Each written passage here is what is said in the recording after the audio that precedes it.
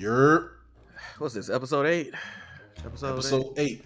Yeah, we rolling around them bases, boy. Yeah. This is Empty Crates, a music podcast of things and such and the like. I am one of your delectable hosts, King LJ, alongside the homie, Chef Boyardee. Good. What's happening? We appreciate y'all for coming along on this musical adventure with us. You could be anywhere else in the world, but you're here with us, and we do not ever take that for granted. And we also do not know why you're here with us, but we appreciate it.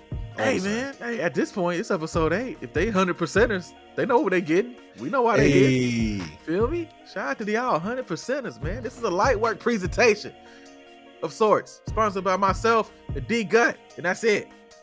And if y'all want to be like sponsors for the show or whatever, y'all can hit us about it. It's cool. Yep. We take free money, no problem. Should I say that? Yeah, absolutely. Okay. You know I'm never gonna tell you not to say something, right? Yeah, but you should sometimes, just in case. Nah. But you know, what's the fun in that? The fun, right? The fun in getting canceled. That's great. Nah, we ain't gonna get canceled. I ain't gonna say nothing to get us canceled, but I will say some stuff to make people think about their lives. You know what I mean? I'm here for smart, intelligent debates, guys. That's what we're doing. No crazy takes today. No wild takes. I've turned over a new leaf. So if y'all have listened to this show, y'all listened to seven episodes of this, what makes you think there's not going to be any crazy takes? Hey, look, I've new leaf. I'm on the same leaf. What? You might not have no crazy takes. I got some. On the same leaf is crazy. We can't have two separate leaves. Or if I want to turn my leaf over, you feel free. Yeah, I can't if you on the leaf with me. You said you're turning over a new leaf. I'm on the old leaf. Oh, that's crazy. This is a. Hey, whatever, man. It is what it is, bro. I'm just happy to be here, to quote a homie from Coming to America. Yes, fuck you too. Hey, first Come to America classic. Hey, old buddy jumped up. Yes, it's halftime. Man, I knew I was gonna like that movie when they was talking about the difference between McDonald's and McDowell's. Yo, and I was like, oh, y'all stupid, but it's great. I'm locked in. Oh shit, man, that's a classic, bro. That is top 3 movies of all time. I agree. I put it up there. That's actually number 3 in my book. What's the other 2? Number 1, The Lion King. Number 2, Forrest Gump. That list is everywhere. Those are the 3 best movies of all time. Like, are these your 3 favorite movies of all time, or best, or are they both the same? The same. They're the best and my favorites. Okay, I got you for sure. So, like, you know what? I take that back. They're the best. They're the best. Okay. I probably like other movies better than Lion King. Yeah, I like when Forrest Gump fell. That part was dope. Man, like, did you know that was based on Shakespeare though, right? Yeah, Disney still everything. Yeah, I know. I mean, it's Hamlet. Yeah, it's Hamlet. But like, it's pretty dope. I think even that movie was based off like some African movie called The White Lion or some crap like that. I mean, frame for frame. Yeah, so that's what it is. But yeah, when Mufasa died, that was dope. When he fell, Scar was like, "Long live the king." Shit hard. Oh, that was cold. Hard. That's cold. That's cold. Bar. He said that to his brother, man. You see how raw that shit is, man. Hey, man, it's crazy how much like the double standard I have for villains versus real people. Because in villainy, I'm just like, hell yeah, get that shit off. Conspiracy shit. You saw how Scar looked though, right? Oh, because he was dark skinned? Yep. You would, okay, yeah. That's an easy conspiracy to latch onto, so I get it. No, but this ain't that podcast. Yeah, I mean, yeah, it's not. But we're gonna change the name to Ain't That Podcast. No, that's like the sub podcast in the midst of everything. It's like people know now. Hey, if you hashtag not that pod, you not also that talking pod. About this pod. For real. Let me just leave it alone. Right, it's fine. It's cool. I just know he hit that boy with that long little king. My villainy like meter was like Scar cold, but in real life, I'd be like, hey, throw him under the jail. How dare you? I mean, he was not the be a good king person. then, kind of. Yeah. Yeah, and it was the sarcastic nature of the statement because he knew he wasn't about to live long. Yeah, that was cold. Yeah, that's it. Shout out to Scar. Shout out to Scar and Timon and Pumbaa while we at it, bro. You feel me? Legit. Shout out to Rafiki, man. He don't get enough love. Hey, shout out to Nala freaky ass. Hey, so you seen those conspiracies about that though, right? I just That's why I said it. Yeah, if she freaky, that mean Simba just as freaky as her. I mean, he allowed it. Like they definitely had some hub action going, you know. Yeah. Step bro, no, I'm stuck in this washing machine head ass. You feel me? It's like this. The dumbest premise of all time. Niggas is desperate online. I don't understand, but niggas is desperate. Like if that has a whole subgenre, that's crazy. Whole subgenre. Don't look it up, guys. It's too late. Look, the people that listen to this show, y'all already know. Don't front. Y'all know what's out there in these streets. Remember? Hashtag not that part. It's not. We cutting this part out, right? No. This is the intro. People need to know we're talking about music. This is music. Only thing we said about music was Brian Pumper had terrible music. That's crazy. You know what's funny? We didn't even say that this time. But to be fair, he did. He had horrible music. We did say it. You talked about him dancing. That was the pre-show. Oh, I thought we was recording. I thought that was we were recording. Show, so. It bleeds together. It bleeds together. Yeah. We're taking all of that. We're taking all of that out. Ah, man. All right. Got to. That's all right. Yo, welcome to Empty Crates podcast. Starting the intro again. Sponsored by the Light Work Company and brought to you by me, Chef Boyardee, Gut, and my good friend King LJ. What's going on, y'all? You could be anywhere else in the world, and you're here with us, and we don't take that for granted. If you're still here, for sure, we definitely don't take that for granted. Yeah, we have definitely just wasted 10 minutes of y'all time. Man, complete waste. Hope you had fun. Nothing of substance happened in these first 10 minutes. Not shit. Not near nothing. Oh man. Recap though. What we talking about? Music related. Conway the Machine and Westside Gunn dropped Hall and Nash 2. We're going to get around to that. Also, pod favorite on my end, Don Tripp, dropped his 12th album of 2023 with Christopher Season 3. And then we're going to circle back around for the producers discussion. Go back to the name of that album. What's the Don Tripp project called? Christopher Season 3. It's Christopher Season? Yeah. I thought it was Christmas season this whole time. No, you didn't. I honestly did. Really? Yeah. That's funny. I was just listening to it again today. Yeah, with the picture of him as a kid on the front. It does say Christopher. Yeah. He has a series called Christopher Season. This is the third one. Oh, my bad. I ain't listened to the 13 projects he made this year. My bad. I caught like 10. Bro, I thought it was Christmas season. Though. It came out on December 29th. That's a reasonable. It is. I just, English language is trash, so I can't judge somebody for misreading Christopher as Christmas. It's pretty close.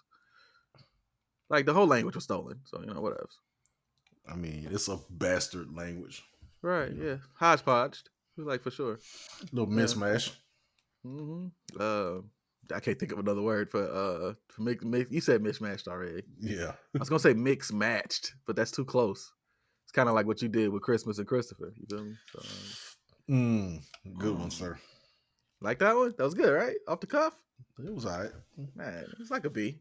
It's a 7. Shout out to Rap Rankings. A 7? Man. Yeah. Oh, okay. No, cool. I like it. Yeah. At least it's not like a 6. Like you feel nothing. You know what I mean? Hall and Nash 2, Christopher Season 3, or Christmas Season 3, however you want to phrase it, and then the producer discussion. Those are 3 things we're going to go over in this pod. So hopefully you lock in with us. Timestamps are in the description. Cool. All right. I'm going to start saying that because it sounds professional. timestamps being in the description. Right. Yeah. So, all right. Shit. How you doing, dog? You good, man? I'm decent, man. I just started a new gig this week. Congrats. Congratulations. Back in the city where you dwell, which shall remain nameless.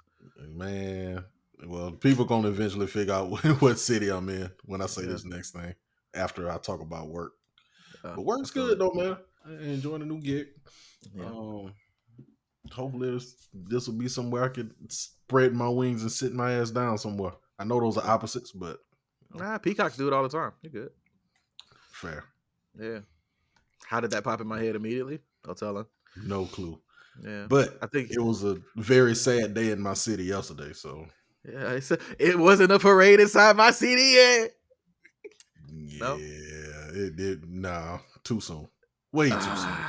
Yeah, that nigga a legend, bro. Nick Saban retired, right? Hey, the first thing I thought about, the first thing I was like, I love how even on his way out, that nigga can't let Jim Harbaugh and the Wolverines have nothing. He said, I'm going to overshadow everything y'all just did with this championship by retiring. No one's talking about Michigan now. Like, love it. The pettiness is just, I appreciate it. I do. Next level. It's pretty good. Like, yeah.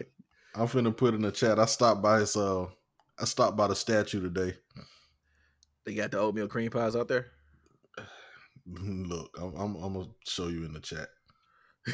Why? I saw pictures of the oatmeal cream pies and like Coca-Cola out there.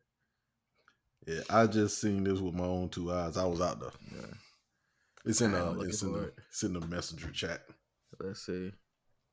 Somebody put a crown on this man's head. Hella oatmeal cream pies, flowers, balloons. It on the nose. There's a sign out there that says "Long live the king." How about that? It does. How about that? I did see somebody responded like it was a picture of the oatmeal cream pies and Coca-Cola, and somebody said well, you know, Coke and cream pies was the way Rick Pitino went out too. Wow. And I haven't been okay since. Come on, man. Hey, man. I'm reading the comment. I didn't say it. Someone else said it. I just think they deserve the award for best internet of the year. That's all. 2 weeks in? Not even. Might not ever get topped for the rest of the year. At least for January. Like, that shit was legendary. I saw that. I said, okay. Hey, look, man. You know how to internet properly. That's 24 coming in hot. I know you seen all the Cat Williams stuff. Oh, man. I still ain't watched that whole thing, bro. I have to watch it in 12-minute increments. He got so much heat for everybody. And I believe everything he's saying. That's crazy. I believe about 80% of it. Except 85. Okay, I give you 80. Except the Kevin Hart part, because I got to watch Kevin Hart's Ascension, so I can't say Kevin was a player. Anybody who can shake off Soul Plane deserves a spot. You know what I mean? Ooh, yeah. Soul Plane was bad.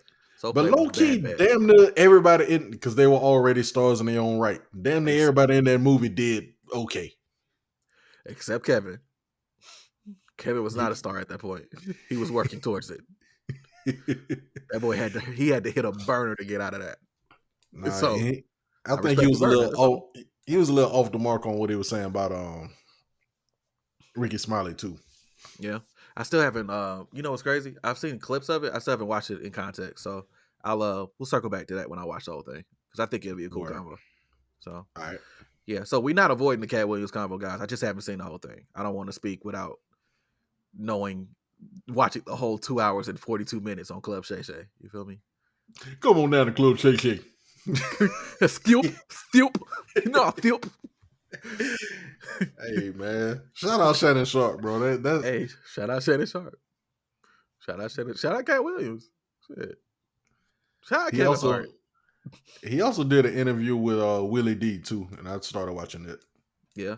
I got to go back and watch the Kirk Franklin interview, because I saw him talking about Plies. And he was telling him, brother, he was like, we were supposed to meet up. He never, I think he's scared I might actually be his father. I can imagine how that comes. Now, they said they never seen you and Plies in the same room at the same time. That's a crazy Shannon Sharp impersonation. And I'm gonna be honest. I'm kind of nervous about leaving that in the pod. No, look. Hey, I'm sorry for real, man. I'm a huge fan. Yeah, nah. Shannon's dope. Shannon Sharp, you know you got a distinct voice. He know. I mean, he brushes his teeth 7 times a day. He know. Wow. Cheesing like Shannon Sharp and veneers. I veer in the traffic. Hey, 35 out right now. Oh, sorry. I had to plug myself real fast. Yeah. Okay. Cool. How you doing, man? Man, better. Morning starts slow for me because I think grief hit in the morning a little bit. So I'll be like kind of lethargic getting out the gate, but man, I make up for it for the rest of the day though. I'll be going. I'll be good. So no, I'm good. Dad's good. Fam's doing better. You know what I mean? So it's a good spot, man. And I got my bottle of water next to me. I cut my hair, turned over a new leaf. You won't let me turn it over, so I got to keep saying it. Turn your leaf over, man. Go for it. No, that's fine. Don't worry about it, man. You know, I don't even want to be on the leaf no more. How about that? It's your fault. Bro, turn your branch over. It don't matter. The branch. That's crazy. Nah. Oh, speaking of branches getting turned over, you see the tornado that came through and hit Panama City and all that? I did not. Whoo! Tow up that marina down there, bro. Damn, PC? Yeah. So I had to shoot you some of the pictures later, but I was showing them to my dad. And he was like, "God, I used to deliver down there, LJ." And I'm like, "Yeah, I know. That's why I'm showing you." Hey, well, with all due respect, Panama City ain't been the same since they shut down Club La Vila. So, yeah, man, I was not outside to get that reference, but hopefully our listeners were. For the people that was outside, y'all know what was going down at La Vila. Yeah, so just bro, it was like 7 clubs in one club. Oh, that sounds crazy. Did they have good like wings? I don't worry about no wings at Club La Vila, man. Man, I be worried about wings wherever I go. Yeah, this wasn't the place for you to.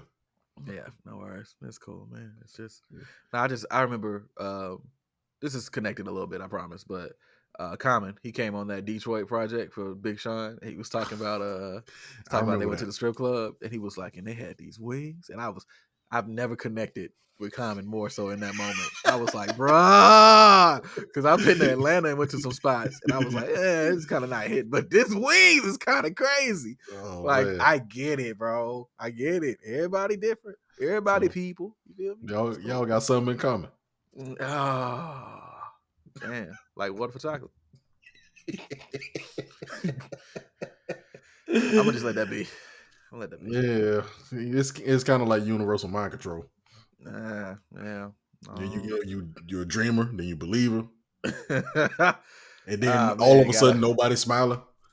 Yeah, well, you got to find forever in order to do that. But that's only after the resurrection. Hey, I hate being on podcasts with rapper niggas. I swear to God. Let me get the last one. It'll all make sense one day. Don't worry about it. Oh, you're still going. That's crazy. Well, Glory. All right. Because he did that song, Glory. Can I borrow $1?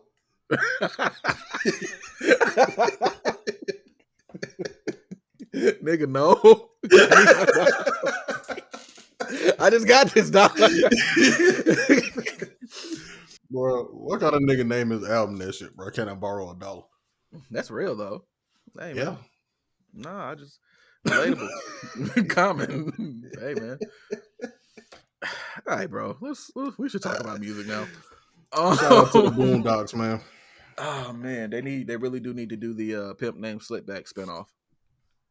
Can a nigga borrow a fry? It's like, can a nigga borrow? That wasn't my first thing. My first thing was, how a nigga gonna borrow a fry? Like, you gonna give it back to him?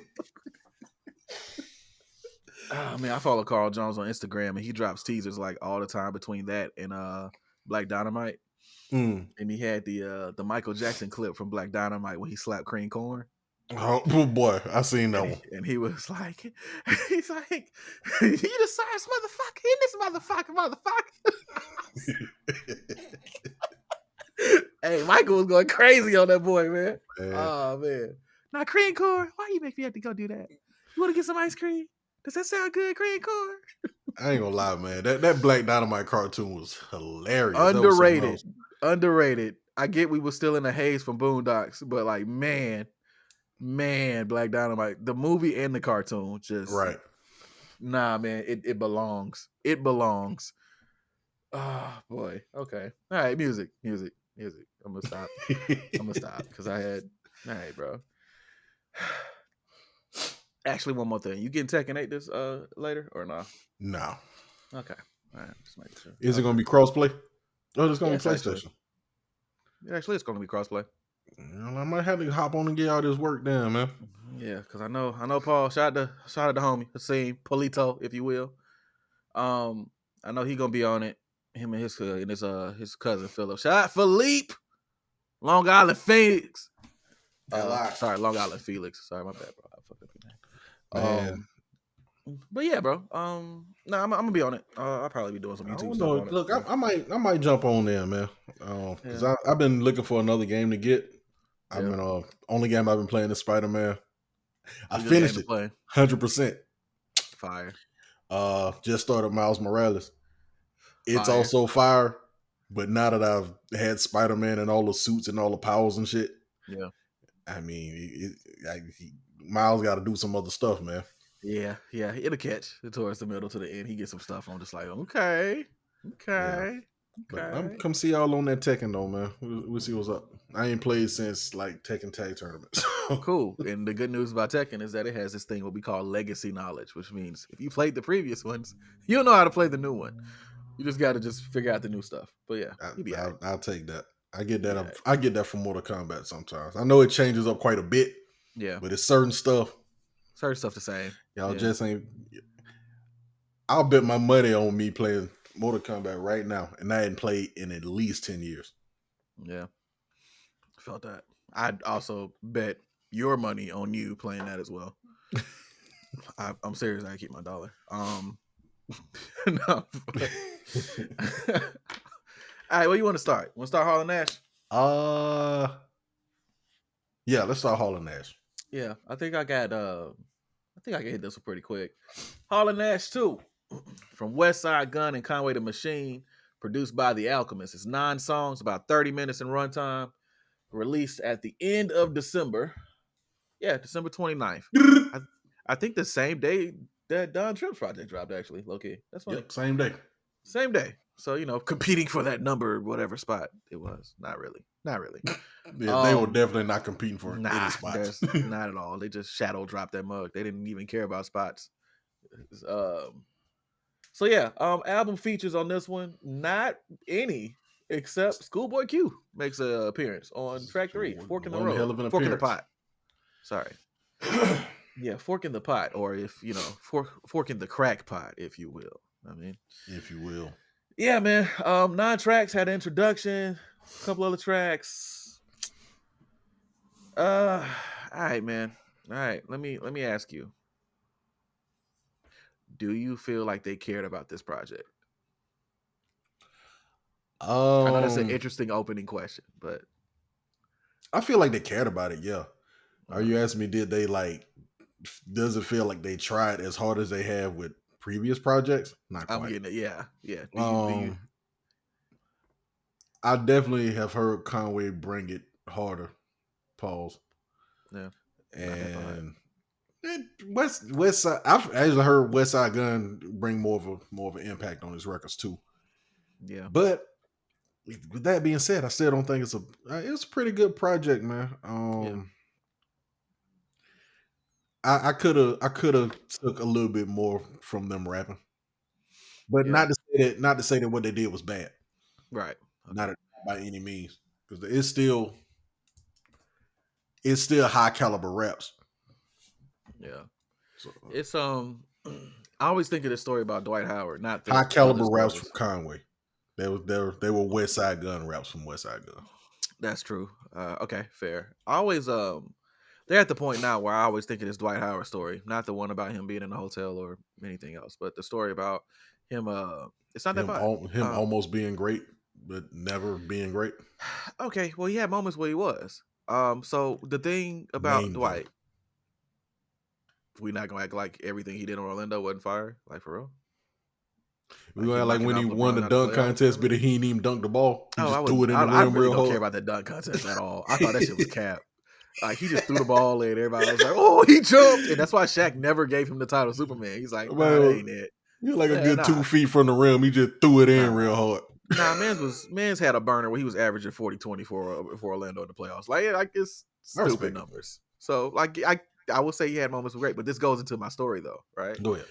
Dwight has always had the potential to put up great numbers, but he doesn't. You can have other players in the NBA that are role players that put up like, oh, he got you like 20-9, 20-8, and be like, oh, that's a good game. But then Dwight was doing it, and people were like, yeah, but we know you could be greater. We know we can tell when you mailing it in because you set the bar that high. We know what you're capable of doing, and you mailing it in. So when he got to Houston, got to LA, that boy was mailing it in. He was putting up 20-10s, but you can tell the effort was not there. I feel like that with this project to a degree. That was my connection. That's a respectable take. So I like the project. The project's a vibe. I enjoyed the raps. I like Schoolboy Q's feature. I still need a new Q album. That'd be great. But I've heard everybody involved, Alchemist included, do better at what they've done. I actually think Alchemist did okay here. I do too. Let me make sure to be clear. I'm not saying this as a shot to undermine Alchemist's like productivity, because I like the vibe of this project, and that is strictly because of Alchemist production. So like the linchpin of me liking this project is because of what Alchemist did here, right? But just in the totality of things, everybody here, I can think of something where they did something better recently. That's it. That's all I'm saying. Well, in terms of your basketball analogies, every shot ain't gonna be a make. You're not gonna make all of them. True. This could have just been a miss, and I don't even think it's a miss. I don't think it was a miss. You know what I mean? But of course, it might not be their strongest work. But the way they do it, they might drop some next week. Right. I mean, going off their last trend, they love to drop right before we record new pods. Matter of fact, let me check. Know how these niggas do. All right. So I mean, you never know, man. And I think it was a cool project, and it was a return to, I guess, original form, because I may have heard the first Hall of Nash. Yeah. But it was cool. And I think Alchemist production was straight on here. I appreciate that he put some drums in some of these beats. Yeah. People have really grown to love drumless Alchemist, which is okay. But I like drums. I like drums, man. Like I like vibes, now look, but I like drums. You wasn't saying that shit when we were talking about that Andre 3000 album. Because that's not the nigga. We're not gonna go back. Yeah. No, real rap. I would throw some drums in that mug too. But I like the first two songs. All right, man. Where was the I like drums LJ then when he wasn't playing no drums on the records? Bruh, man, I look, that nigga wanted to play a woodwind. All right, I'm gonna let that nigga be creative. All right, I swear I'm gonna let this go. But I went back and listened to it again the other day. I tried to. That's funny because I haven't been back since the last time we talked about it. I was listening to it in the office when I was like just reading some training stuff. Okay. And I still don't like it, man. I'm about to say your take ain't changed. It's all right. I don't like it. I get it. I still get it, but I don't like it. All jokes aside, then I started listening to some actual people that play woodwinds. Yeah, and I know what it is. Okay, it's that he don't know how to play for real. He doesn't know how to play. Right, he's figuring it out as he goes. He's making noises. He's making noises. He's not. I'm not gonna say it's not music because music is very subjective. Yeah, but I listen to him, and then I turn around and I listen to I think I listened to Bobby Humphrey or somebody else. Yeah. And I'm like, I see what it is. Like there's intentionality. There's rhythm in what they're playing. There's not that in what he's doing. If his rhythm is like do do do do do do do do. Like, bro, you got to tighten up, man. I'll put it this way for me, as far as with that 3K project, right? It's a jam session, but it's a jam session with someone figuring out the instruments, versus like a jam session with like accomplished, inspired musicians. That's like, all right, 3s and 4s, let's go, and you like, you can kind of catch each other's stuff and know how to improvise and whatnot, right? Right. Yeah, that's not that. That is not that It's project. not that. That's not that project. Like, this project that's the best way for me to think about it. It's a jam session with him figuring out the instrument, and I'm not mad at it. It's just, don't use that as an excuse to say that, man, I'm 40 and I don't know what to rap about no more, so I'm gonna just play this flute. That's all. We'll talk about being 40 and not knowing what to rap about when we get the done trip. Oh, that's hilarious. Man, so my and Conway and Westside Gunn, for that matter. Yeah. I can't remember any specific lines from this project. Not the Andre album, because there were no lines. I mean, the Hall and Nash too. Want to be clear that we're jumping back on subject here. But I do know, just like, it was cool. I'm pretty sure Conway had a bar about him curling his toes in his Yeezys. I'm pretty sure that was on a song somewhere. Like, it was cool. It was cool. It was just, out of their discographies, I probably won't go back to this one. But it was cool. Like, it's not a bad project. If you want more Griselda's sound and music, then boom, they keep you fed on that. It's just, yeah, I wouldn't say I wouldn't go back to this project. There are other projects I will go to first. All right, so that's your leaf, and this is my leaf. I mean, I like this better than Westside's last album, but I don't like it as much as I like Kanye and Conductor. Not Kanye. Wow, Conway and Conductor. We have a Conductor. Conductor. Conductor. I want him to use one of our screams as a beat tag, just randomly. Conductor. Man, that'd be dope. I got a take later on. I'll hold that for a minute. Like, about what? We'll get there. Okay. All right. Don't forget. Trust me, I won't. Yeah. Anyway, so, but overall, album's cool. Rey Mysterio, I like that song. Fork in the Pot was cool. I think I like Judas. I can't remember how it went, but yeah. But it was some joints on here that was cool. It's definitely, like, if you're looking for more music from Conway now, then boom, they got you covered. Yep. Hall and Nash too. It's cool. And Alchemist. I just personally, and maybe this is just the gift and the curse of being consistent, right? Or just having music out all the time. It's kind of like what you alluded to earlier. Good. It's like everything can't be a hit. You know what I mean? So it's cool. Their next project could probably redeem it. I ain't tripping. It will. Yeah, I ain't tripping. But also, what I noticed too, when I was looking at this and I looked at Alchemist, they finally put his album Chemical Warfare on the streaming, because that wasn't there for a long time. That was the second album. And it had some heat on it too. Did they? I'm looking it up. Man, he did a lot of stuff in 2023. Man, he did a lot. He's done a lot of stuff, and like, it's just, Alchemist is a beast, man. Yeah. I appreciate producers that work because they enjoy it, and it looks like that's what he doing. He just like, man, yep, this is where I'm at. Chemical Warfare, man. They had like who had a song that kind of stood out? I think it's a song with 3 6 Mafia and Juvenile, I believe, that was hard. Yeah. The single had Al was rapping on it, Twister was rapping on it. Yeah. And Maxwell was on that shit too. Maxwell sang the hook.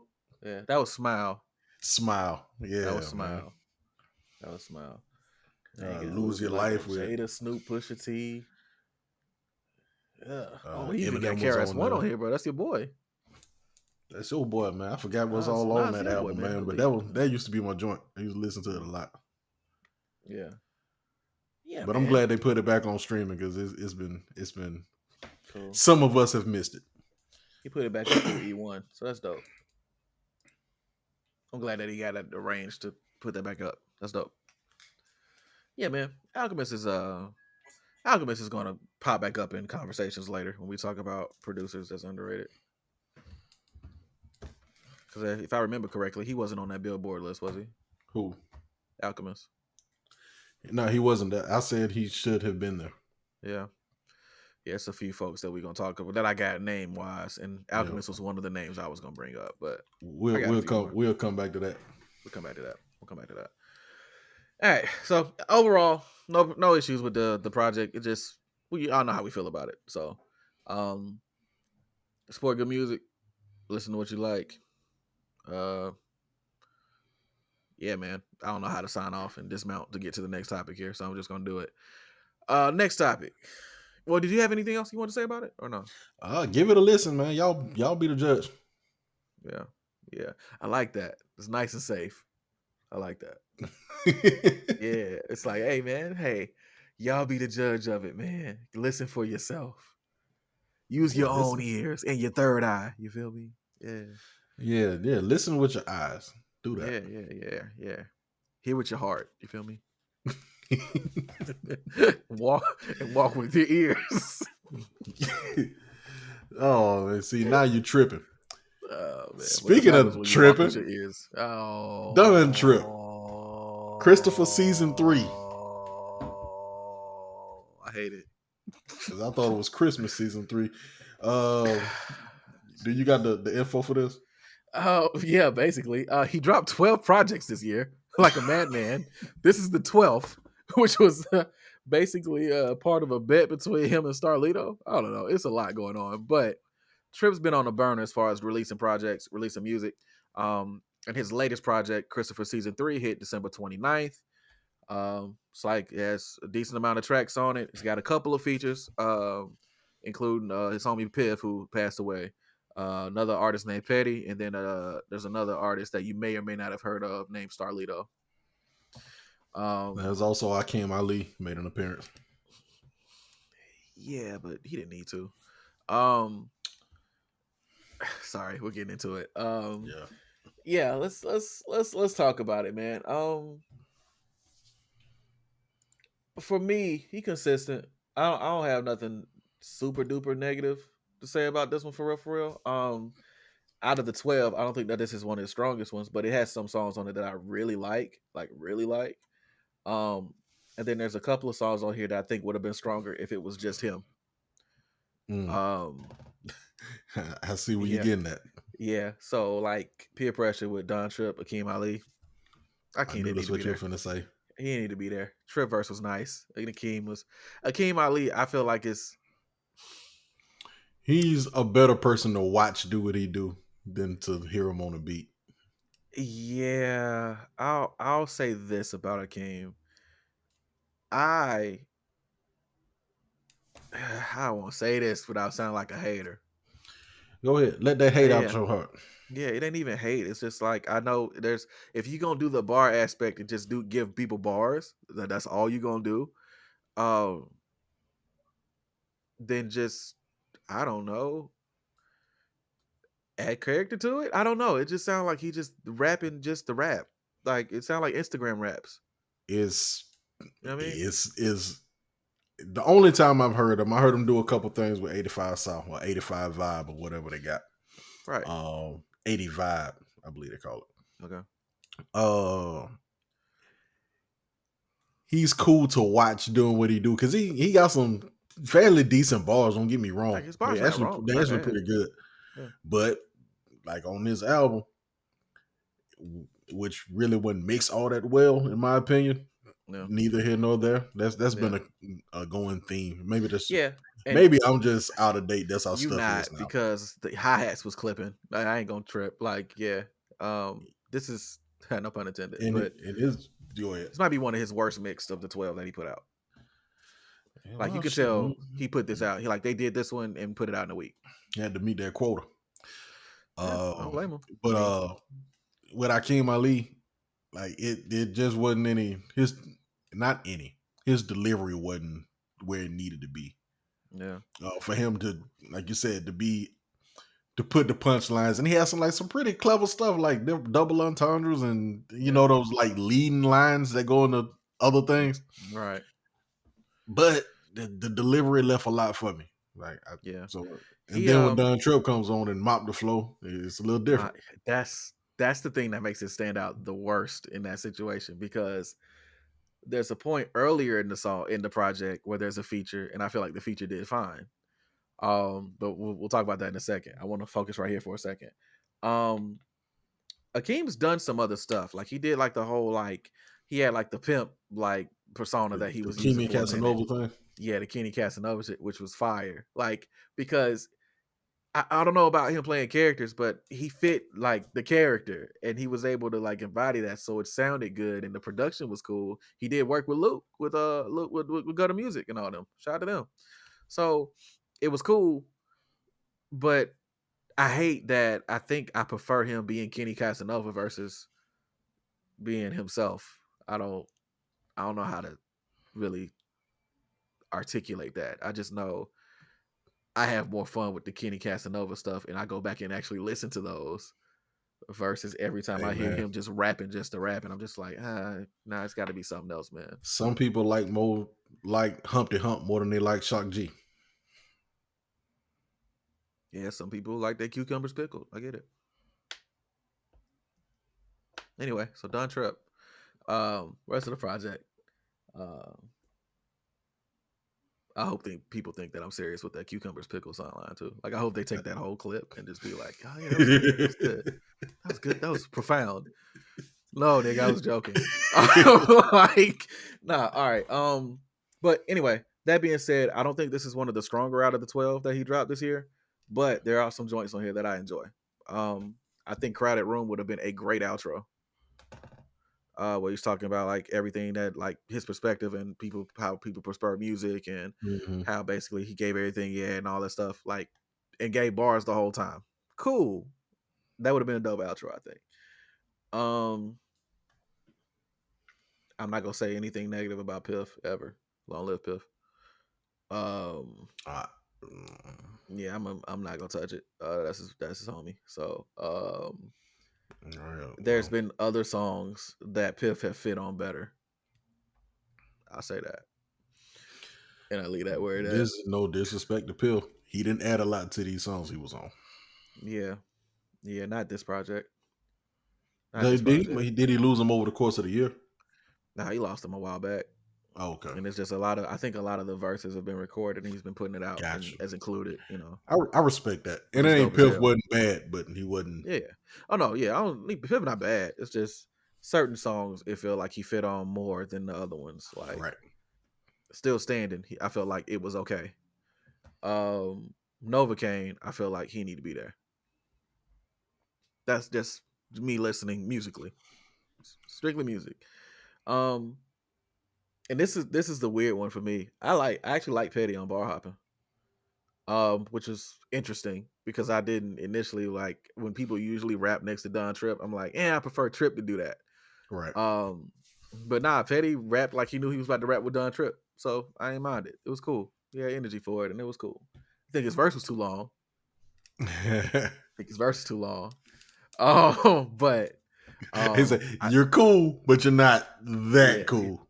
You just a little too long. But about the part where he got to the part where he was like, right after that scheme where he was like he like a tuxedo, like Bucks reload. I keep one tuck, free roll.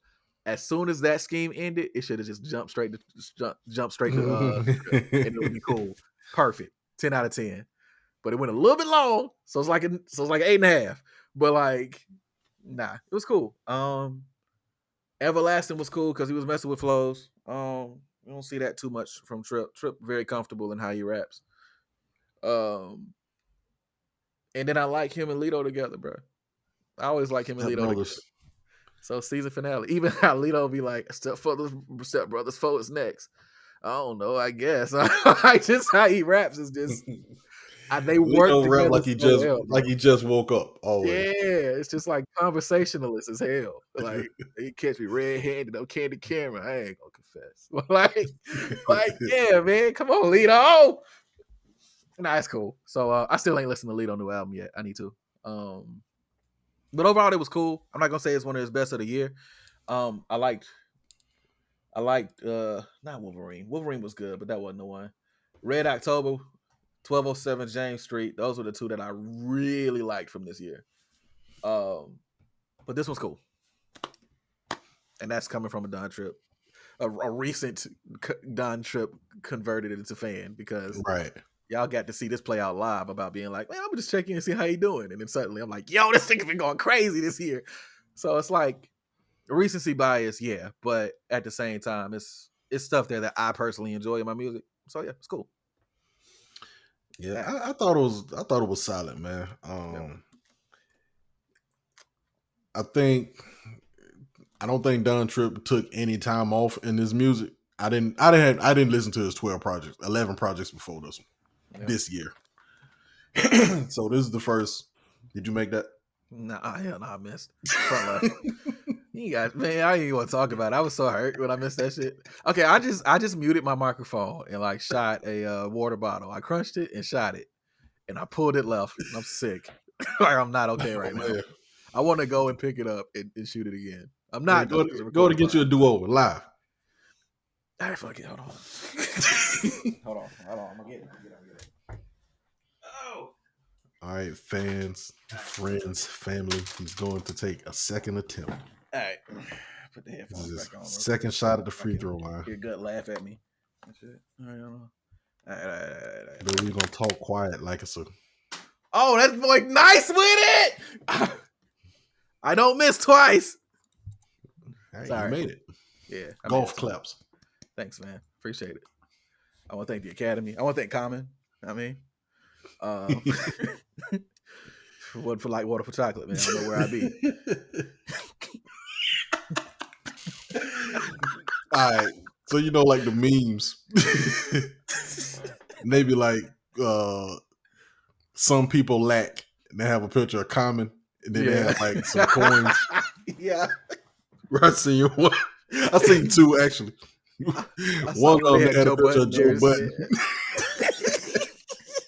That's all the same me.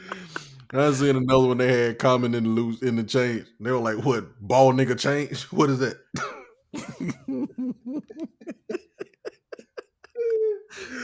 Oh man, like ball nigga change, bro. That's crazy.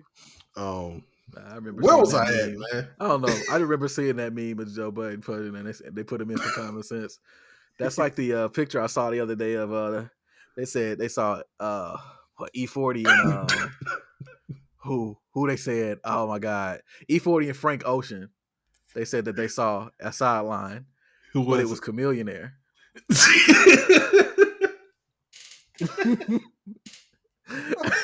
Matter of fact, I saved it on my phone. I would just send it to you. Like so you can see that as we talk, but like just bro. No, but Don Trip, Christopher season 3, man, he really got his raps off. This is the first outside of Step Brothers. This is the first full project of his I've listened to. Right. They really call that man Frank Ocean. They call that nigga Frank Ocean, bro. Like, and he low-key kind of looked like Frank Ocean. I was like, that's kind of Frank got a lot of hair. That's not Frank. That's hilarious. That is Chameleonaire. Oh, I did not see him rolling. That's crazy. Oh shoot, they hating. But like I was saying, man, sorry, it's solid. Don Trip didn't take any bars off on this project. I don't think. Yeah. There were moments where I feel like some of the stuff he was saying, maybe it was just his voice that felt kind of on the nose, but I respect it still. He got off on peer pressure. He got off on bar hopping. My joint on here is Table for Two.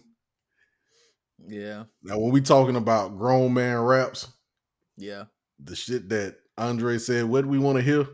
This is what we want to hear, man. Like, Table for Two, that's it. Yeah.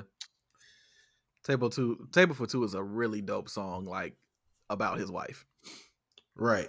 Him just talking to his wife. Like, like, it's look, dope as man, hell. we ain't got the kids. Let's just me and you go do something. Right. Just us. Yeah. Like, that's grown man raps, bro. He kind of got back into that bag a little bit for Friday Flowers too. Like, kind of just talking about, like, yeah, I'm gonna give you flowers every Friday because I know you be tripping. Right. Basically. I respect it. The production was straight. DT the Kid. There was something I hated about this production. Yeah. That fucking tag. Beat those drums. I was so mad at that, man. Yeah. Like, I'm dead serious. Beat those drums. If I'd have heard that one more time. Well, don't listen to any of his other 11 projects, because guess who's on there? DT the Kid. I honestly think you're doing too much, man. Like, it took from me. It took away from a lot of them songs. The tag. Like, yeah, the tag. Like, if you say it at the beginning, cool. It's an annoying tag to start with. Some tags they're supposed to be. I get it. Man, and this man has sat up here and rapped this whole song, and then he say "Long Live Pill." I just want to hear the song go off. I don't need to hear beat those drums. Yeah, he didn't have to do it at the beginning and the end of the beat. What's the last words that are said on this entire project? Beat those drums. Nobody need that, man. Like, you really don't, like, we know I was praying somebody else produced one of these songs. Nope.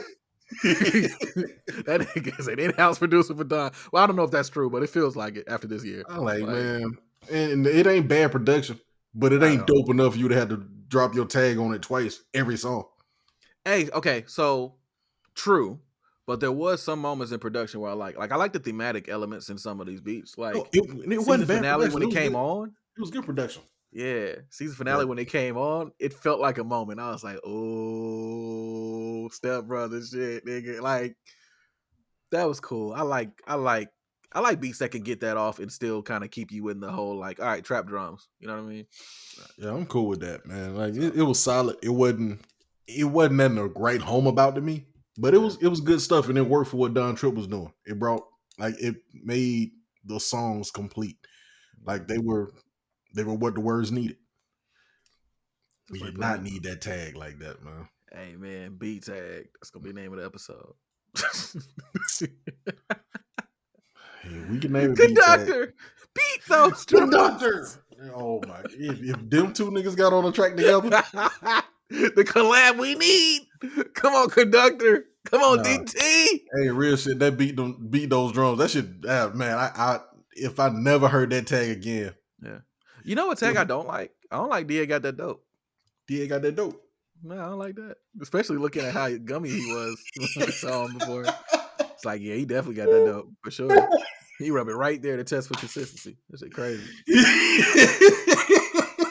Try to DA Got That Dope, man.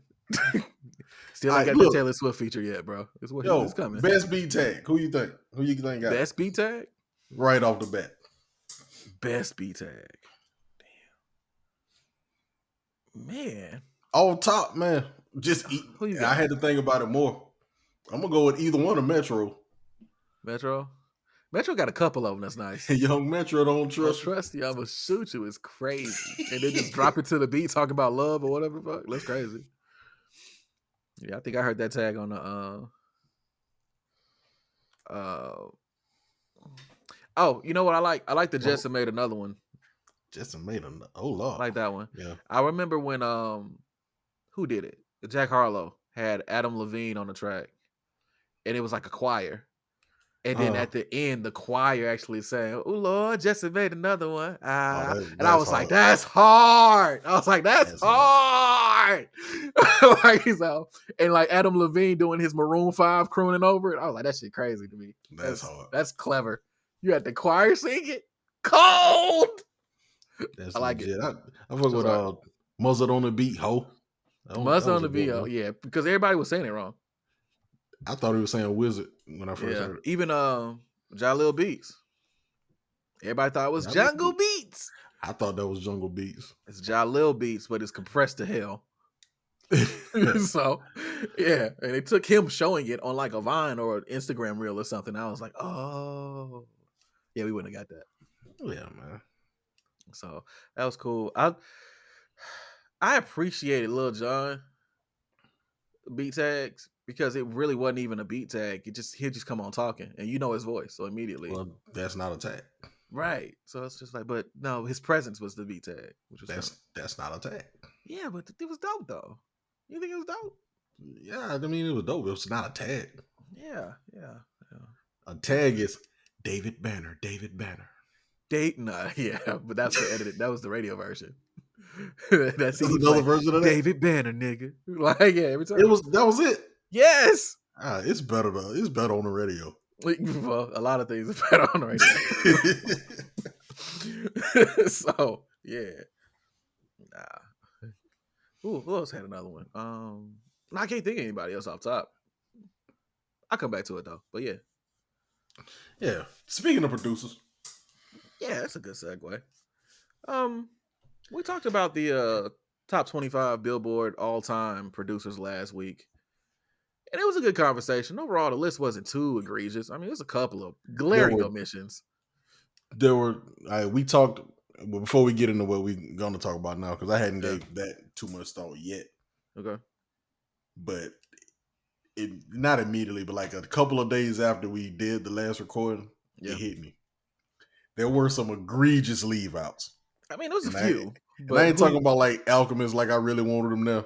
Yeah. There were two for a fact that were just y'all fucked up by not having them in there. You just said one of them. Jermaine Dupri? Lil Jon? Lil Jon. Yeah. Fact. Lil Jon absolutely should have been on that list. I was gonna mention that like when we segued into this. So yeah, I agree. And then is one more, or two more, but one entity. Okay. And for them to leave these cats out is total disrespect to where the focus of hip hop is right now. What's the hottest city in the game right now? One of the hottest cities in the game right now. Man, that's skewed. I don't know. It goes back and forth. Well, but go ahead and make your argument. It's Memphis, and who's from Memphis? Oh, 3 6 wasn't on there. DJ Paul and Juicy J were not on there. They absolutely deserve to be on the most influential list. Yeah.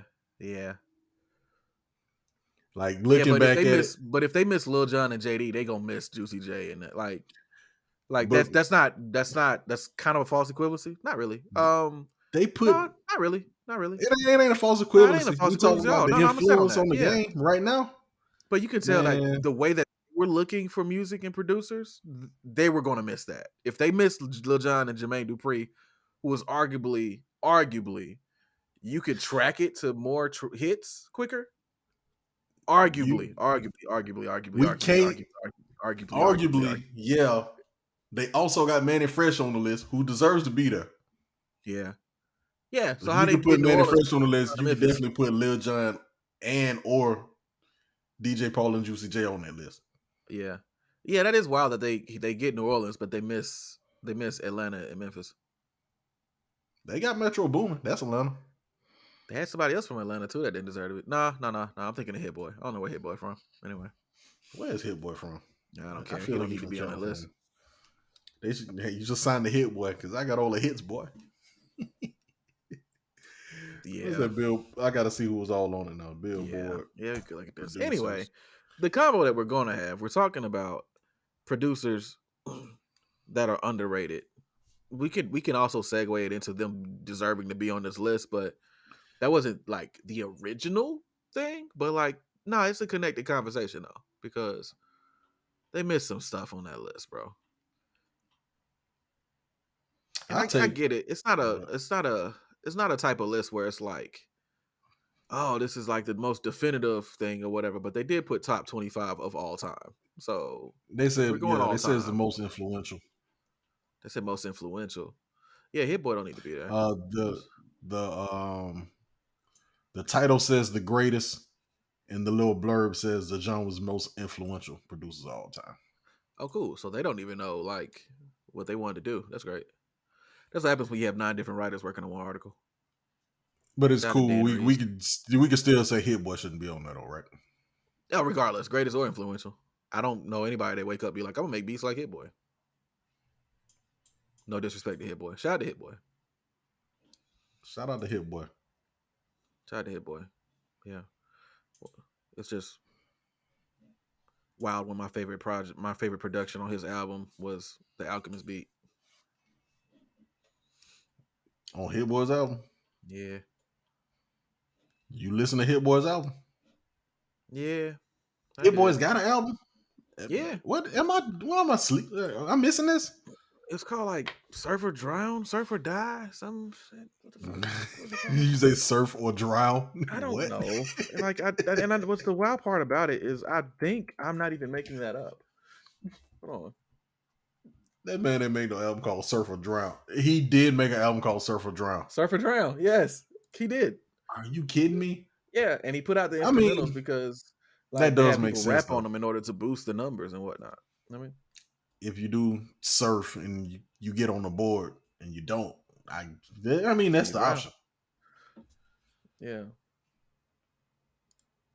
That just came out. He's got two volumes. Okay. Oh, there's a volume 2? He got a lot of music, bro. There's a volume 2 to this? Apparently. Oh, he put Grinding My Whole Life on a part 2. Oh. Is this the joint that he did with his dad? It is. Big Hit. That's his dad, I think. Yep. Well, shout out to that. He did 2 projects with his dad. He did Surf or Drown 2 and then Paisley Dreams, which is the game in Big Hit. Man, that's the way you put on your homies. That's the way you put on people around you in your life. Just encourage them to go get money on their own. Great. Awesome. Right. Hit Boy ain't top 25. Nah, he ain't top 25. Nah. Producers that deserve a spot on that list or in this conversation. I'm gonna start with Lil Jon.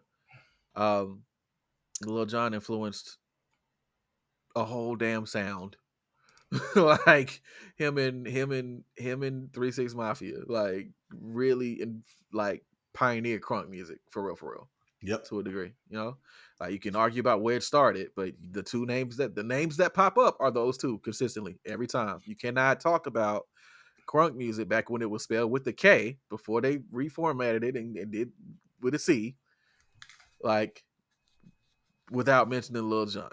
I know you're probably gonna take the Memphis route, so I'll take the Atlanta route just to talk about it in this regard. Lil Jon influences from a lot of the earlier folks that he was putting on. He was one of the first to also put a whole bunch of rappers on the tracks, have them rapping for their life over his beats. There was not in a famine for lyrical ability on his projects either, outside of him rapping and the Eastside Boys, of course. They wouldn't be on Bo and Sam. They wasn't really, you know what I mean? They was there for the ride. They was helping with the yells. They added the bass to this. Hey, you know, it's an Eastside Boys greatest hit CD somewhere. I'm with it. That's dope. I think I saw it on Spotify recently. Yeah, I think that's hard, low key. Without Lil Jon, just the Eastside Boys. Oh, really? They did stuff? I ain't say Lil Jon and the Eastside Boys, just the Eastside Boys. Really?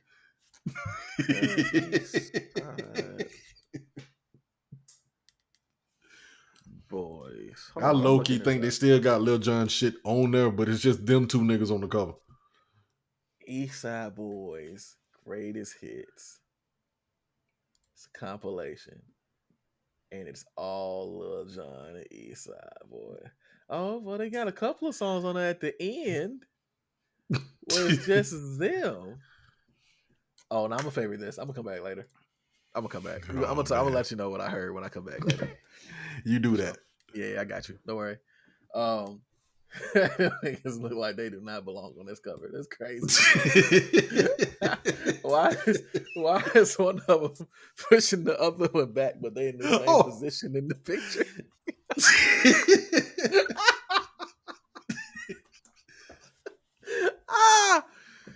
Oh God, that's funny. That's funny. But speaking of people Issa. that was put on that Lil Jon put me onto, Ubi, Pitbull, Too Short. Like I know that's crazy, but Ubi the used to reason go why. crazy too. But Too Short, the first time I heard of him was because of Lil Jon. Like I know he had his thing going before then. But That's the facts. first time hearing Too Short. Yeah, because I was a Right. kid at the time. Like, you know what I mean? So like when I I was heard a kid like too. I heard definitely heard. B.I., and that was the first time I heard Too Short. Oh man. And I was like, and then I listened to the project, and then Bitch came on. He was on that. And then I started looking, then no, it wasn't that song. It wasn't B.I. It was Let My Nuts Go. Let my nuts go. Bitch, let my nuts go. Oh, Do you like the way they swing? Like that was the first time I heard Too Short. You couldn't be a better player that's than me. crazy. That's the first time you heard of Too Short. Yeah, he was like 15 years deep at that point. Yeah, I know, which is the wild part. But for me, my music exploration always has wild stories connected to it. So that's how I found out about them. I had an older brother, so I knew like Shorty the Pimp and the Ghetto and cuss words and stuff like that. So. Yeah. So you was more exposed to it. Like a lot of my musical, like especially hip hop knowledge, I had to hustle backwards to get. Leon and Sharon weren't playing that in the house. I had to sneak. So yeah. I told you about when Dad broke my CDs and everything, right? I thought he said he didn't throw them out the window. He broke them. No, he broke them. He played the CD. He put in. You gotta tell him the clip story. All right. So, I had a CD wallet. And it had a bunch of gospel music in it. And it was a big CD wallet. So what I would do is, because I was burning music for a lot of folks in the neighborhood, I would literally put like the burned CDs behind the gospel. So like I'd have Kirk Franklin One Nation Crew, right? And I would have behind it an unmarked or a peculiarly marked blank CD that I could be able to recognize. I had a system, I had a code, right? And so I guess I went outside to play basketball or ride the go-kart. I had a go-kart at the time that I had to like work to get or whatever. So I got back in the house from doing one of these things. I was like 13, 14, something like that. It was young. And my dad's sitting there on my bed with the CD wallet. And he's like, "Are these yours?" And I'm like, "Yeah, Kirk Franklin, Fred Hammond, right?" Oh yeah. Right. And he was like, "No." And then he pulled out one from behind. So I'm guessing I obviously effed up. Obviously, because they had no idea until this point. And he was like, "So if I put this in, I ain't gonna hear nothing crazy?" "No, sir." He said, "All right, call my bluff." Boom. Went to the front room, went to the living room, sat down on the couch. He picks out, first CD he picks out is Ludacris, Word of Mouth. Puts it in. First thing he hears, "The royal penis is clean, your highness. Thank you, king shit. Yeah, motherfuckers.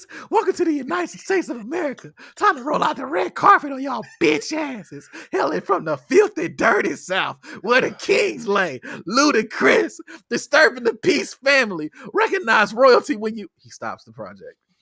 Takes it out. Yo, those are some egregious first words to hit. Snaps the CD in half. I wish I had a CD I could snap on the just microphone. Pow! I'll sit there. Like, right? And so he was like, "All right." He pulled out another CD. He put it in. It was a gospel CD. It was good. Played it for a minute. He said, "All right, put it back." Put out the third CD. Put it in. "Players, we ain't the same. I'm in the cane and guns." Immediately brings the CD out. Didn't even let Pusha T finish the bar. I couldn't even groove in my head, bro. He pulls it out. Pap, pap. Snaps it twice. We sat there for like 30 minutes, him going through my music and just snapping CDs in front of me, bro. And then afterwards was like, "Yeah, so don't do that again." And then left. Didn't throw out the CDs, just left everything on the ground for me to clean up. Oh man, little did he know they were just burnt CDs. You probably I already had them on the computer. So, but still, but it was it was still the message. The message was loud and clear, and I got it. I was like, "You right, you right, you right. I won't I'm put gonna him hide in my no CD CDs wallet better no next more. time. Right, I won't put him in the CD wallet no more. Got it. I'll just keep it on the computer. Don't even worry about it, boss. I'm just picturing that in my head. I ain't gonna hit that crazy, am I? Yeah, motherfuckers. Right. Get him out of here. Bro, I'm glad he didn't find Lil Jon, bro. Oh, man. I'm glad he didn't find Lil Jon. Because I had a Lil Jon mix.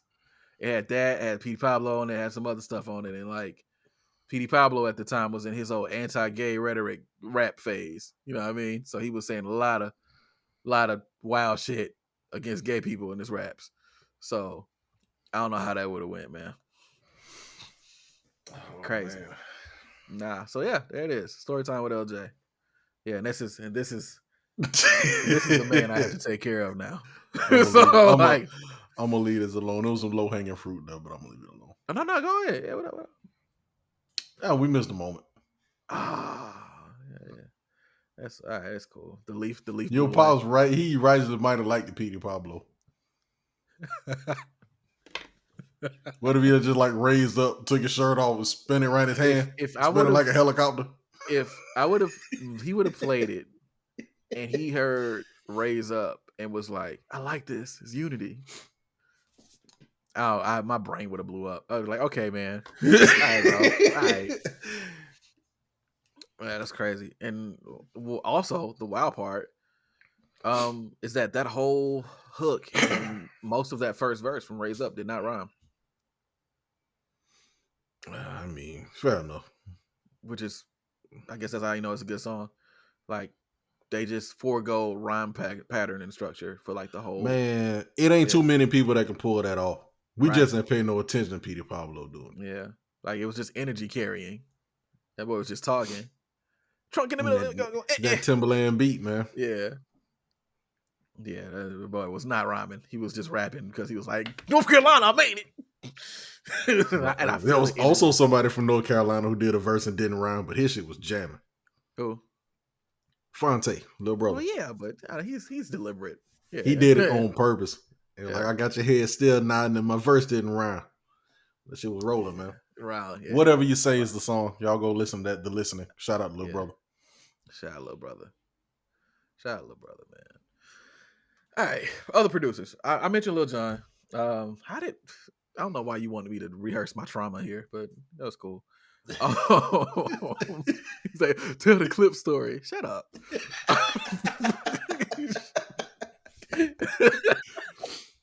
That should just replay it. Man. Why am I friend? What a fucking friend.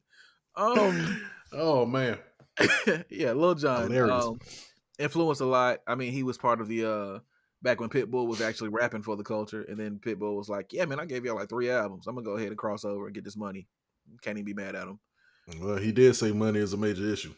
Miami, fire album. He gave y'all a chance, and he was like, "Yo, money is still a major issue." Man, then he went and got it. Then he was like, "All right, Dolly, I'm out." I can't even hate him. He gave us some bangers, man. Him and Ubi was making hits, boy. Hey, they legit. He was still making hits. In my heavy club days, he was still making hits. Yeah. Just different kind of hit. Yeah, true. When Toma took off, I was like, "Yeah, here we go." He found it. So he went ahead and he got it. But yeah, Lil Jon is one of the artists that I think should have been on the list. I think you could argue for Jermaine Dupri. I mentioned that before. I ain't gonna go super crazy into that. Just gonna say, as far as pioneering what remixes were and like that whole thing and all the work JD was doing in the R&B field, as far as with stuff and with the label, and almost everybody for the most part that had projects with his label was successful for the most part. That put out albums, because of course our Rock didn't put out nothing, and whoever the other dude was, I can't remember his name. Who, Tiger? Yeah. Not that Tiger, it's a different Tiger. It was the dark skinned Tiger. Yo, I rip flows, come running. Yeah, him. Yeah. Yeah. I still don't know why Rock didn't put out no album though. That nigga was nice. I thought he was nice. But yeah, Jermaine Dupri, Lil Jon, Mentioned earlier, Alchemist. Alchemist is another producer. I think that you can make an argument for being on that list. Yep. What producers you got that you think that could have been DJ on Paul and Juicy J, man, absolutely should be on that list. Yeah, if we talking about just taking the now, right. seeing what Memphis is turning into, right? And seeing how their music sounds and is very reminiscent of a lot of what they did. If you listen to what's the girl had the challenge? The Chalice. The challenge. Was it Glorilla maybe? The challenge, Glorilla. She had a not that ain't the song. She had like a TikTok challenge. Okay, yeah, I don't know. And then you listen to Duke Deuce shit.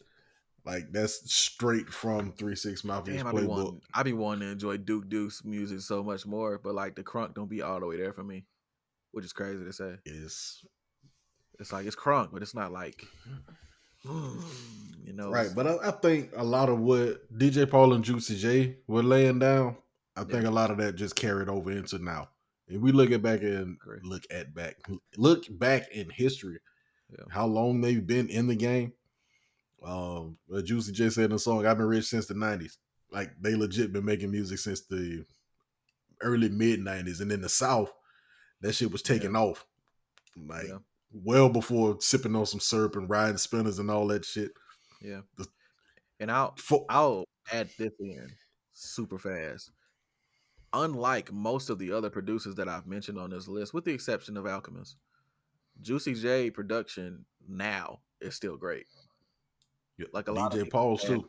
The DJ, individually, theirs are still great. And when I hadn't heard them together in a minute, but right. But like, I still go and listen to Juicy J albums, even when they have crazy names, because I know it's gonna be a couple joints on there that Juicy J production gonna go crazy. Yep.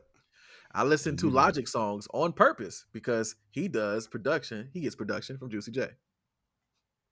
Why would you put yourself through that? Nah, it was a couple. What was that? The 1990 joint or whatever that Logic him had? That shit was hard to do. I wouldn't know.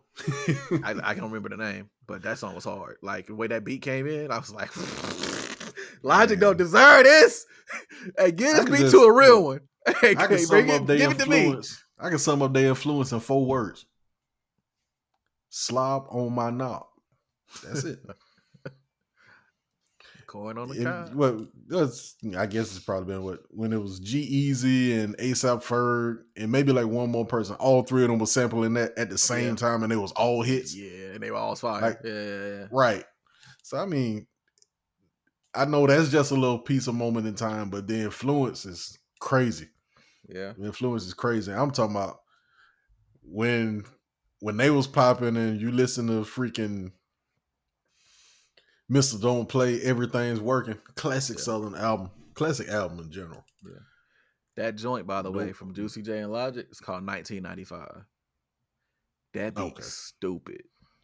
The way that beat come in, I felt like running through a building, like with like the Rocky theme playing. I was like, it feels just triumphant as hell. That shit, like he get Logic some crazy shit, bro. And then to go on, even on top of that, like their music always had that dark, sinister sound. Yeah. And that sound took off big in the mid 2010s, and it still carries over to now. Just like I don't know nothing about like chords and stuff like that, but I'm assuming these are minor. But a lot of that is still in the music now too. And I think a lot of that comes from them. It's hard for me to go back and look at a list of the 25 greatest producers and leave them off. Yeah, I agree. And then leave Hit Boy on it. I just ain't seeing that. I agree.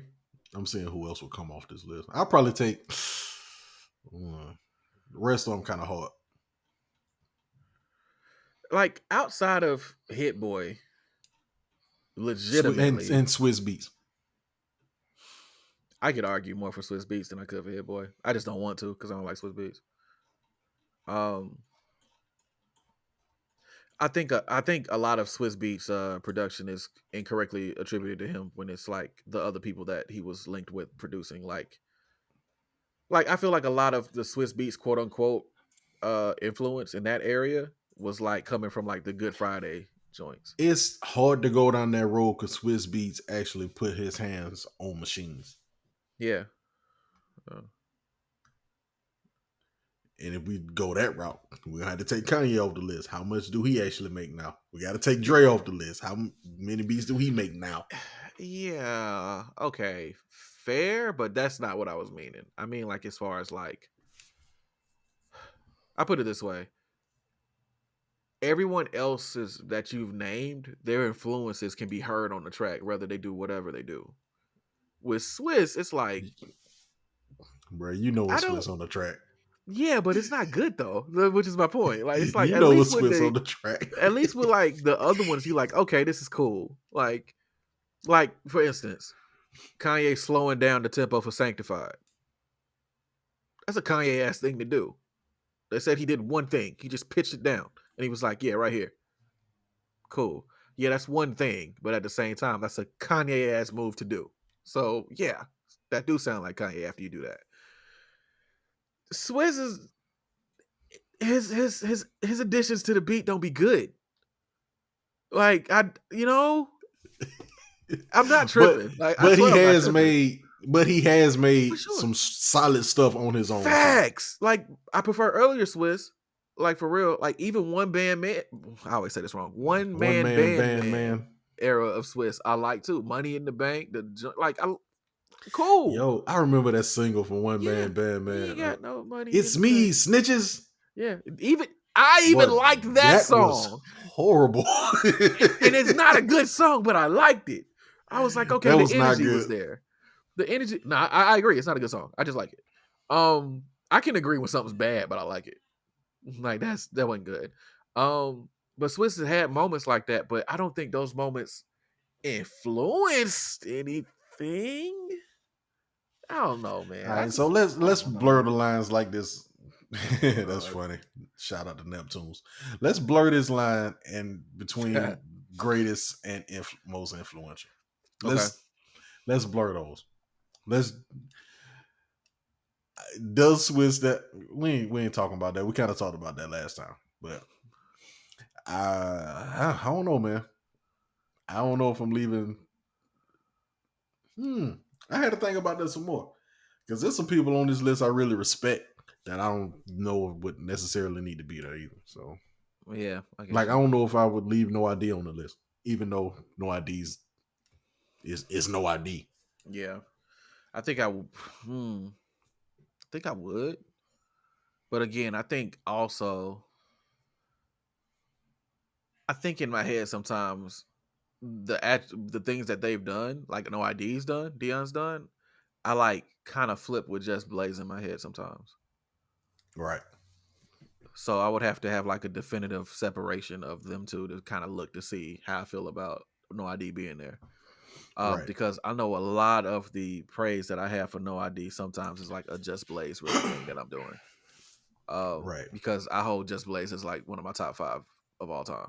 Like just because of how he was doing it, and every time Blaze came onto a beat, like it's just I know the feeling I got when I hear Just Blaze beat. Right. And a lot of my favorite songs are Just Blaze beats. He had a crazy tag too. Yeah, Just Blaze? Yeah. Then he had the Risers. Yeah, I believe he might have been the first one doing that. So it was hard. And the thing, he started making beats because he needed money for video games. Crazy.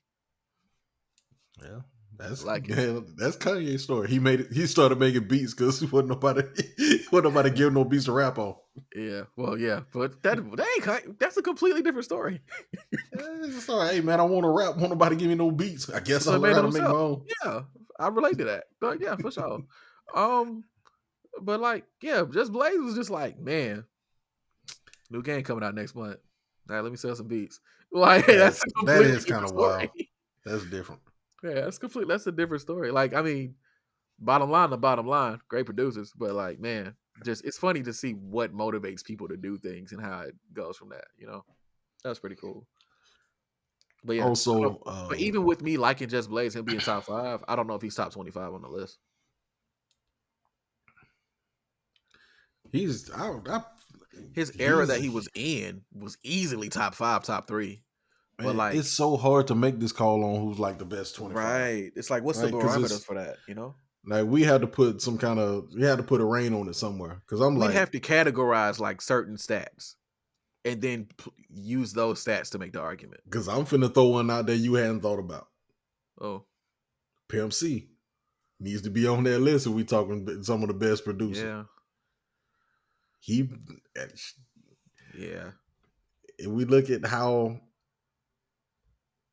he was the sound of UGK. Yeah. If you take the album Super Tight, it's their second album, and you take Riding Dirty, that was him and N.O. Joe.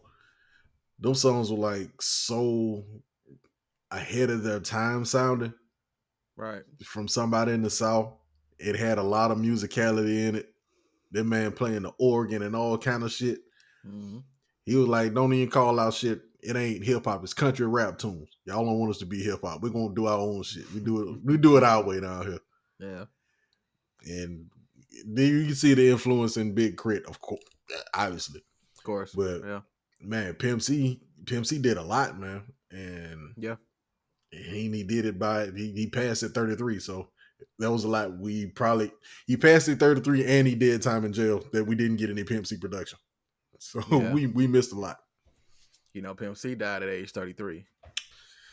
There's 33 shots from twin Glocks. That's 16 apiece. It's 32, which means I thought they sold the Pimp C and sold it Nipsey. Oh yeah, I could went that way, but it's so much more fun to dunk on that Nas line, because that line, he really used Jesus as an excuse to just scapegoat and scheme numbers that didn't even add up. It's crazy. Oh man, I mean it did add up. No, it didn't. It did add up. 16 apiece is 32, which means one of my goons is holding 17, 27, 6. No, it didn't. Not for real. Yeah, it depends on what part you catch the bar. He said 16 apiece, that's 32, which means instead of 32, one of them was holding 17, so 17 to 16 is a 33. And 27 hit your crew, and 6 went into you. Yeah, you shouldn't have to explain that. Everybody got to die sometime. Something. Right. Prison yards, brothers, where the drama, where does it start? Cops was body found in the dumpster, for real, a hustler. Yeah, I don't know all the lyrics. Yeah, I actually bought that Nas album. That was Stillmatic. I was big on that. That was Stillmatic. I like Stillmatic. Mm-hmm. Yeah. Like, for all the grief I give that song, I do like the song. It's just that was a clean flip of that Phil Collins too. Yeah. In the other night. Yeah. I agree. Anyway, what other producers? Is there anybody else I can think of? We've already alluded to Jermaine Dupri. I already talked about them. You want to show some love for Kane Beats here or no? Kane is in the building. Also, uncut tag of that. Kane is in the building, nigga. You making this shit up, dog. You just fucking with me now. I'm not making this up, bro. I swear. You gonna have to play me a song where I hear him say the whole tag. Okay. Like I'm not buying that. All right, I'm gonna look it up. Let me see. Anyway, so no way. Because this one's gonna be the edited version. I know it is. I heard that. No. Yeah, you made that up, man. What are you talking about? I just Googled it, and it's the first thing, Gut. Look. Kane is in the building, nigga. That sounds like the vocal on that. That's literally what he used for his tag. Type speech in FL Studio, and it'll read it back to you. But that's literally what he used. Trash. Agree. Weak tag. Agree. That's what he said. Hey man, I remember hearing that right before, right above it. Yeah, you can't just throw nigga and then it just get better. Like, no, he put the laugh afterwards too. Oh, whatever, man. Yeah, huh? Man, what else he got? You got anything else? Nope. If there's any other producers you guys can think of that has been omitted from this list, or somebody that we didn't talk about that you feel is top 25 as far as influential or greatest, whatever that definition may mean to you, let us know. We can always circle back. It's one of those loose topics that I think is really fun to kind of address and talk about. It's Man, you ain't It's an show no love evolving to the situation. to the Pacific Northwest, man. You got to get some to Sir Mix-a-Lot. All right.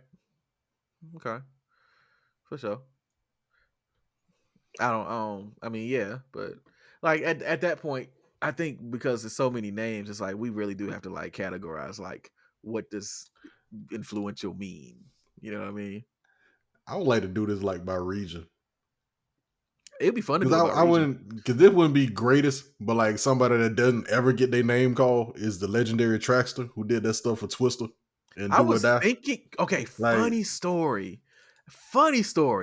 I saw him on the earlier project we was talking about, the Alchemist joint, right? And I thought a legendary Traxter, and I was like, he did a lot outside of that. Like he's just in that area though. I can't really. it's so specific. Yeah, that's one of them specific ones. But it's like, but if you was around, That shit was jamming, bro. he's going crazy. You know what I mean? So like, it's such a. The only ones that I can say without a doubt egregious that should have been on that list: Lil Jon, 3-6 Mafia, And Jermaine Dupri. and Jermaine Dupri. And I think everything else you can like argue for a hardcore and have a good argument. But like those three, like, bro, Hit Boy don't belong on that list. Sorry, man. I ain't even try to turn this into that, man. Like, that nigga did not belong on this list. I'm sorry. I am sorry. Nah, man. That's empty crates. Yep. That's my dismount, bro. Empty crates, bro. We're here now. Yeah. Appreciate y'all for rocking with us. Genuinely appreciate you guys for tuning in. Episodes are back on normal rotation now, so we should be good to go going forward. So apologies for the scattered uploads and all that for a little bit. We had to get everything right, and by we I mean life. So thanks for the grace. We good though. Yeah, anything else, man? What we got here? We appreciate y'all, man. Like a lot. I've been getting people that's been hitting me on the low, like, yo, when y'all have guests, you need to invite me on. I've gotten like 4 text messages. Low key, there's some people I've been talking to them and like, let me on, man. Yeah. Put me on, bro. Hey, let's link, fam. Bro. Let's build, fam. Let's build. Yeah. Like, there's a few people that I want to have on. I ain't gonna talk about it in public right now. We'll talk about it off. Yeah, it's an off-pod situation. But there's a couple of folks that I would like to have on. And I'll be honest with you, I'm actually gonna pitch this live. You remember the when I was doing the quote unquote roundtable reviews where we had like 4 or 5 people on talk about one album kind of thing? I'm not 100%. Yeah. I do remember somewhat. Were you doing this on Twitch? Yeah, well, a little bit on Twitch, and I also did it on like the solo pod I was doing back in the day. Okay. And we did like with the quote unquote Super Friends, we did it for Mr. Morale, right? And so shout out to Super Friends. Who are the Super Friends? I can't reveal their identities. I got some super friends in the Legion of Doom. Stay blowing purple shit to keep me high. Can we put Shawty Red on that list? He would have. I think he's one of those regional ones that would be a regional finalist. Yeah, for sure. Yeah, because I mean, shit, DJ Tunk. I mean, we had to. You gotta. You know what I'm saying? We gotta rein it in somewhere. Right. But I mean, you mentioned Shawty Red. I can mention DJ Tunk. That's true. See, that's what I mean. That's That's like hard. that can turn into a thing. Like, you know what we might do? Should we do like a producer's bracket for regions and then let people fill it out? Oh, yeah, we can do that. Yeah, let's do a regional producer bracket. We're gonna workshop that. We're gonna go quiet on that for about a week or 2, and we're gonna bring that back up. Yeah, I think that'd be interesting to see what people say. I would say let's wait to March Madness, but we ain't finna wait 3 months to do that. So, yeah, I mean it's like a month and a half technically. They be trying to get started early. No, it's like 2 months. Yeah, we ain't. It's got like that the middle of kind March time, is man. when everything kick off for real. So yeah, we'll bring you some other brackets then. Until then, yeah, this producer one that might happen. That could be fun. That could be by fun. region. By region of nuts. Brother, South is gonna have. They're gonna have to have 2. South is a bloodbath. They're gonna have to have 2 arms, man. South is a bloodbath. They're gonna have to have a whole side.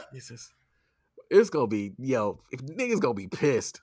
every round of the bracket for the South. We might have to go supersize and go like, oh man, I don't know how we're gonna have to do this. I don't know either, dog. I'm gonna have to. Well, I know first things first. We got to compile the list, and I think after we compile the list, we can figure out and go from that.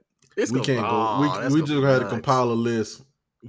Look, we said we're gonna workshop this later. We workshopping it now. Hey man, fuck it, we live. We're gonna compile the list, and then we just have to go. We're gonna have to go random. We can't go by region. Yeah, we have to come up with 64. I'll say probably 128 just to make it big. Probably 128. Come with 128 and then randomize them, man. And let them go random and just sometimes we get a first round that don't make no sense and had to be like, damn, Hit Boy lost to Just Blaze. It's unfortunate. He's out first round. Or damn. Unfortunately. Or damn, Hit Boy lost to Jermaine Dupri, second round. Unfortunate. Or damn, Hit Boy lost. All right, never mind. Hit Boy just gonna lose. Yeah, Hit Boy lost to. Hit Boy would lose to Logic, never mind. Or 6. He would lose to 6. Low key, Hit Boy would lose to 6. That's not even all right. All jokes aside, 6 is fire. Production wise, Logic's issue has never been production. Oh man, ever. Hit Boy lost to Kenny Beats. Yeah, I think so. Like, man, empty crates, bro. Not even gonna do this. Empty crate, because it sounds like we dunking. I'm not dunking. I'm just, hey, bro, you not top 25. Empty crates. Hit Boy lost to Crank Lucas. Oh, man. Hit Boy lost to Crank Lucas. Hit Boy lost to Curtis, the creator. Start naming folks on Facebook. Like, yo, that's crazy. Hit Boy lost to 16. Hit Boy lost to Tone Beats. Oh man. Hit Boy definitely lost to Before Your Sounds. Hit Boy lost to Lo-Fi Girl. Hey, I'm riding with Lo-Fi Girl. Like, nah, hold on. Yeah, fire. The vibes. You can't do this on concrete. We ain't gonna gloss over that either, man. Shout out to Before You. Oh yeah, Before Your Sounds, man. Yeah, man, Akil's so talented, dog. I've gotten every last one of his sample packs, and whenever I'm having a moment where I'm like, I'm not sure what I want to do today, I can just fire up one of those, and I get ideas, and I can just go from it. And it's been one of the easiest way to kickstart and like stay creative in the midst of everything that's happening. So Akil stays being inspirational just by being himself and doing the things that he enjoys doing. Shout out to Akil Pratt, bro. Straight up. Shout out to Akil. One of the 5 people that inspire me, that probably the reason I still make music. Straight up. Yeah. So like, it's you on that list. Gut. You're on that list. Kill's on that list. Melvin Birch is on that list. Anise is on that list. The homie Tony's on that list. Nightwolf on that list. That's the 5. I still got smoke with Melvin Birch. I'm bringing it into the public now. Oh yeah. You gonna talk podcast beef? Oh, is it podcast beef or is it like rap beef? No, it's podcast beef. Oh, facts. Okay. All right. Word. Yeah. Shout out to them. Shout out to Rap Rankings. Shout out to Rap Rankings. Yeah. My man's Melvin got into a fight with another car the other day. He's good though. Told him to be out here like trying to Shia LaBeouf these cars. You can't do that, bro. Like, you know what I mean? I make jokes, but I'm really glad everything's okay. That's it, man. Empty Crates. This has been a musical podcast about music and such other things. We appreciate y'all for listening. We'll be back. Wow. We'll be back next week. Same reasonable time. You can expect a Thursday drop for the episodes going forward. So thank y'all for spending y'all time with us this evening. Yeah, or this morning, whatever you got to. No, whenever you're listening to it. Or if you're one of them 100%ers that like to pause us mid-sentence and then go about your day and come back. Shout out to Frazier. Hey. So, shout out to Frazier, man. Yeah. I appreciate y'all, man. That's it. That's all I got. We'll catch up with y'all next episode, man. All right, y'all. Peace.